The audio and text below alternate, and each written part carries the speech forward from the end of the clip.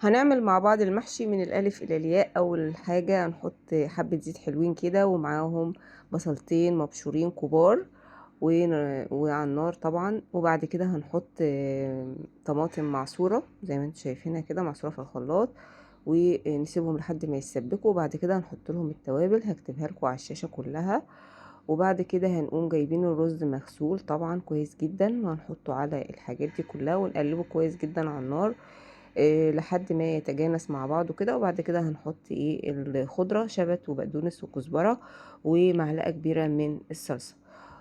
وبعد كده هنكون بقى غاسلين البتنجان بتاعنا متقور ومغسول، والفلفل، ونعبيه بالشكل اللي انتوا شايفينه ده. طبعا هو بيتعبى ما بيبقاش مليان قوي علشان هو حجمه بيزيد في التسوية.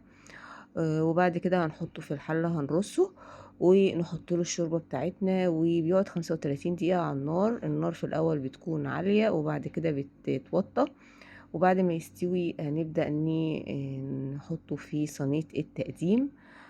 طبعا هيطلع تحفة جدا، ومفيش ولا نقطة رز خارجة من الحلة.